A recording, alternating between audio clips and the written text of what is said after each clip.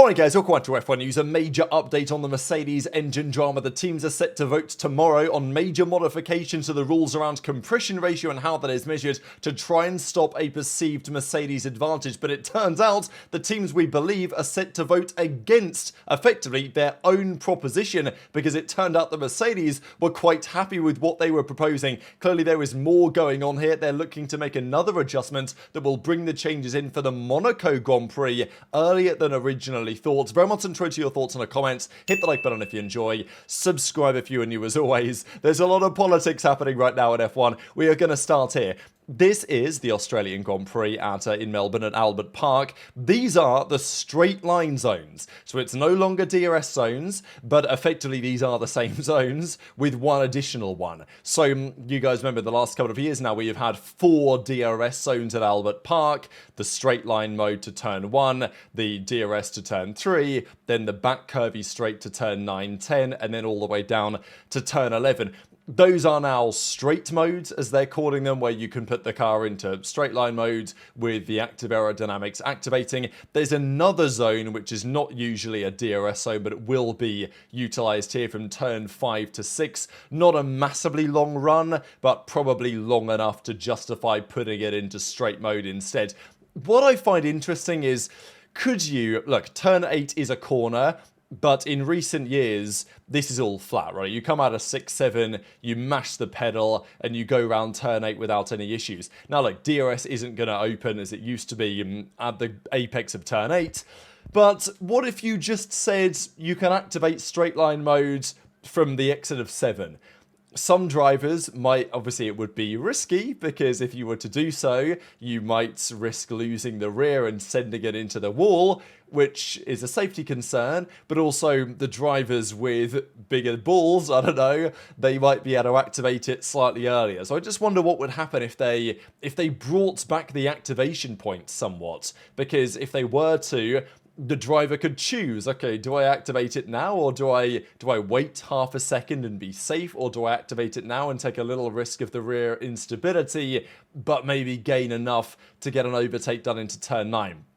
I'm not in favour of that necessarily, but it's something that's worth keeping in mind with where they put these zones, because these cars have a decent amount of downforce anyway. It's just that activation period might create some instability, so that's why you kind of want to be on a straight before you make it happen. Another big update today is this man, Mario Isola. You might recognise him. He's on the broadcasting occasionally because he was top man at Pirelli. Now, myself, among plenty of others, have been pretty critical of the tyres that Pirelli have created for Formula 1 in recent seasons. The drivers, the teams are no exception. George Russell said the teams have no idea what's going on with the tyres.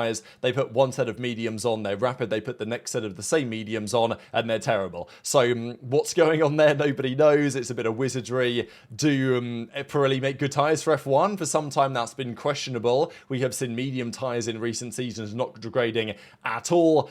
Anyway, Pirelli, they're making some changes at the top. Now, it's somewhat unclear whether he is getting fired, whether he's stepping down, but the timing is interesting, right? Because he's the top man, and he's set to be replaced on the 1st of July. Although from a couple of days now on the 1st of March, there'll be a new man who's coming in to replace him, Dario Marifucci, and he will be taking on the role from the 1st of March, and then there's going to be a transition period over that 4 months. But then he's going to leave Pirelli entirely. So either he's got another opportunity to go somewhere else, or there's some internal restructuring. Just feels like it's interesting timing because the F1 season's just about to start, and the top man at the tyre manufacturer for Formula 1 is stepping down, departing, getting removed, whatever the case is. Not sure if that bodes well or not. I guess time will tell.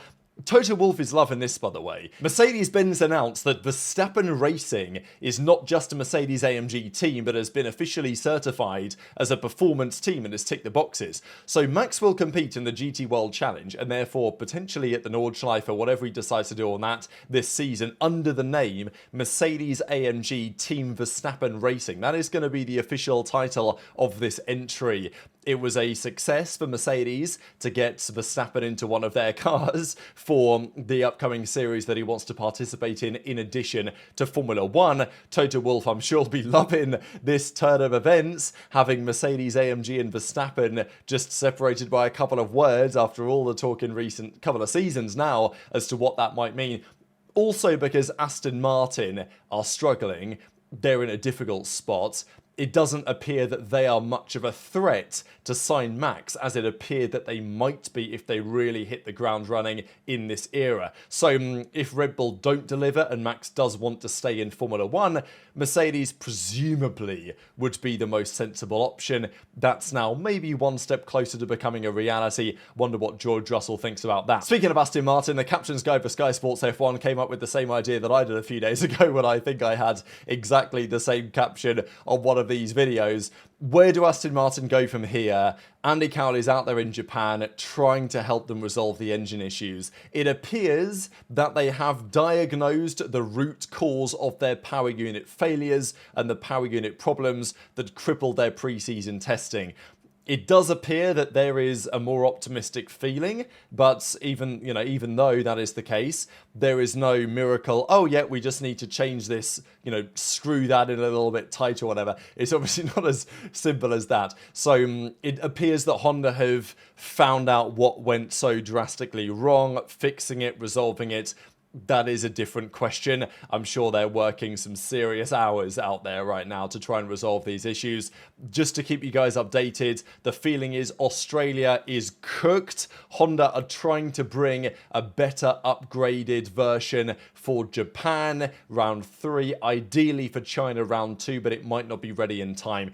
So effectively the first 2 rounds are going to be a write-off for Aston Martin, as we understand. Couple of things on Ferrari. De Keyser, among others, have talked about why that car is in a pretty good position going into the season.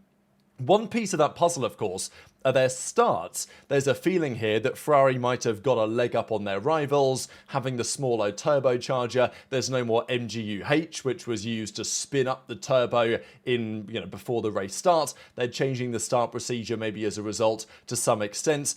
But Ferrari, given they've got the smaller turbocharger, feels like it's easier for them to get the launch that they want to get.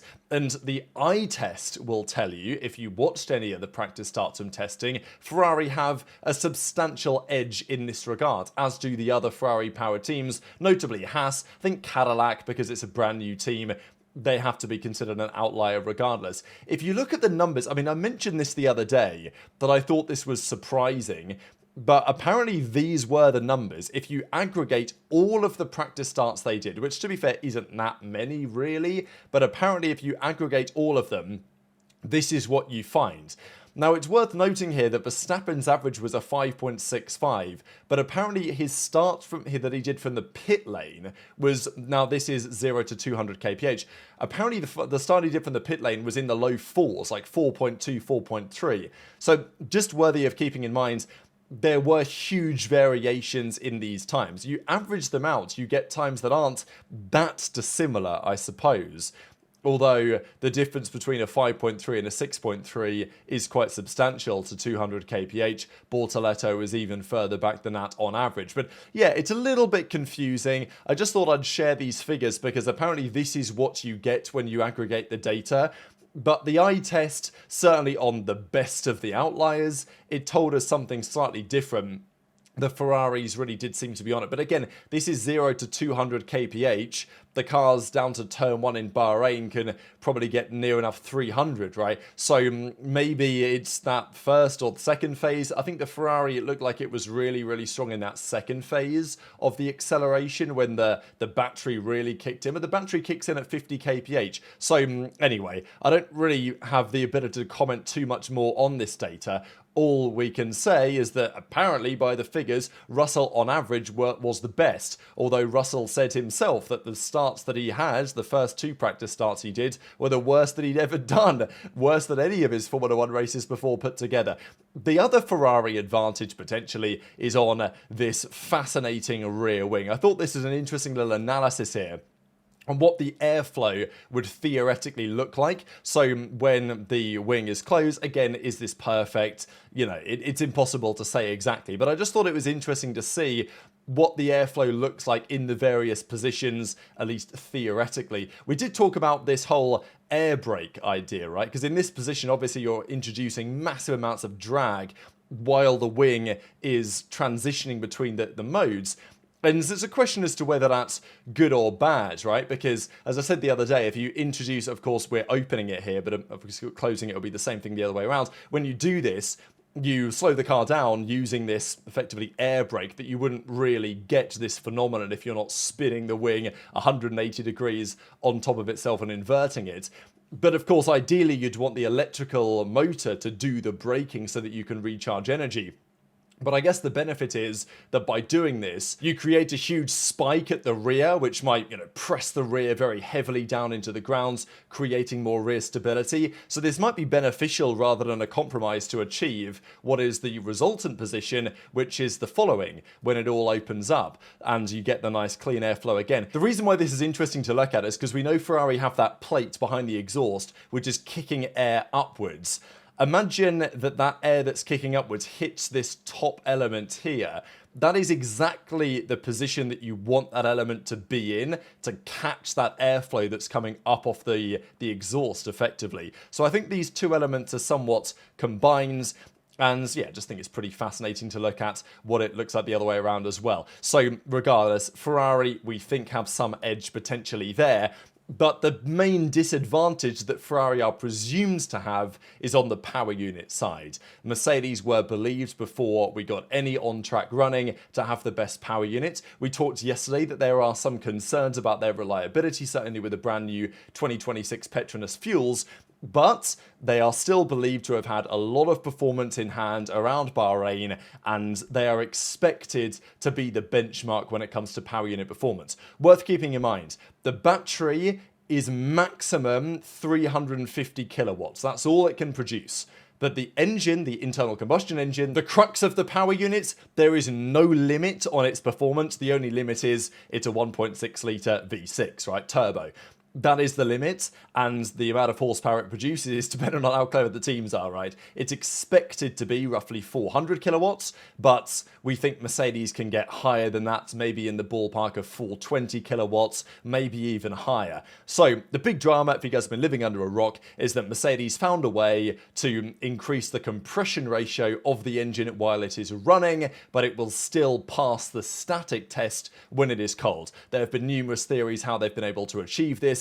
Is it through thermal deformation, which it probably will be in part? Is it due to a secret gap or secret hole that they've got in the cylinders, which only fill up in certain conditions and don't in others? So effectively, when the engine is hot, those cylinders are sealed by the hot air, and therefore the effective compression ratio is higher than it would be otherwise in terms of the how much that fuel air mix is getting condensed before it's obviously ignited. So there's loads of theories about how they were achieving it.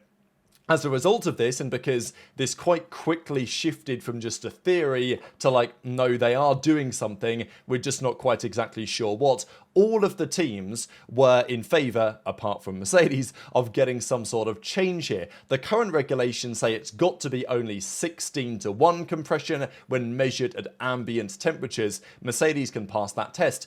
The teams, though, said, we want to change the rules, so it's also got to get tested when it's hot as well. And these type of changes, if 4 of the 5 manufacturers agree, they can be passed if the FIA and Formula 1 themselves also agree. So there was a big talk that tomorrow there's this big meeting. The FIA proposed a change which would measure at both cold and hot temperatures, about 130 degrees, not when running, but certainly in near enough the operating window you would imagine. And Ferrari, who apparently made a pretty big noise about this, Audi, we think, were the biggest opponent to what we think Mercedes were doing. Ferrari, Audi, Honda, and then of course Red Bull Powertrains, who changed their allegiance last minute because there was a rumour that Red Bull had tried to do effectively the same thing but weren't achieving the same success, so they changed their mind. They were getting into bed with the other manufacturers, and we expected, as of tomorrow, this big ruling to take place that would eliminate the Mercedes compression ratio trick. However, during the course of Bahrain, it became clear that Mercedes were actually going to vote in favour of this proposition, which all of a sudden threw people off because people, the team's like, hang on a second, this was meant to hurt Mercedes, and now Mercedes are agreeing that, like, oh yeah, sure, that's fine by us, guys, do what you like. Now, this is just the highlights from the article that De Kester and the guys at Auto Racer put together. The experts believe that they probably couldn't get to 18-1, which would have apparently been worth 50 horsepower. The initial discussion was they were gaining 13 horsepower from this, which would be significant. And again, it also has implications for energy recovery for the battery if you generate more horsepower from the ICE. But apparently the 16-1 to 18-1 would have been worth near enough 50 horsepower, which is more than expected. Toto says it was only a few horsepower at most, so they did admit they were doing something, but it doesn't appear that it's absolutely enormous. But what threw the other teams off is that Mercedes were like, oh yeah, sure, you want to change the rules to measure cold and hot, that's fine. The feeling is that Mercedes believe they can pass the test, and maybe they can at those higher temperatures. The other point being that if it's both hot and cold, then the other teams also don't have a way to cheat the rules themselves, because what Toto was saying was, well, if you only change it to now we're testing at hot conditions, the reason why the other teams want to change it to that is so that they can cheat the rules in other conditions, and they can find other ways around the rules themselves. Everyone's trying to play this political game. The other teams are not these, martyrs of spirit of the regulations, where they're like, oh, I cannot believe Mercedes would possibly do this to use a grey area in the regulations. We would never do such a thing. That's why we want these rules changed so that we can be fair. It's like, no, the other teams want to also find their own way, and Mercedes were like, well, if we change the rules in that way, then they're going to find their own solution to try and increase the compression ratio beyond 16-1. But it seems that the compromise the other teams thought they were coming up with to shut down Mercedes, Toto and Mercedes are like, yeah, that's fine by us, which all of a sudden has made people think, hang on a second, this might not be the greatest idea. So all of a sudden, the latest theory is that as of tomorrow, they will vote against, effectively, their own proposal, because it turned out that Mercedes were kind of on board with it. So the further discussions indicated that Mercedes may have got from 16-1 to maybe 16.3-1, something like that, and it's all about the compression ratio. The FIA then relented to the pressure of the other teams and proposed measuring it at 130 degrees Celsius, and the other teams were set to vote on this. But it turns out that Mercedes themselves were like, yeah, that's absolutely fine by us. So it looks like now there is going to be a new compromise, which will see both cold and warm measurements taking place starting on the 1st of June. But then the cold measurement would be scrapped for 2027. So that probably would require at that point Mercedes to make some sort of change, and the other teams would maybe have another opportunity to find a similar trick.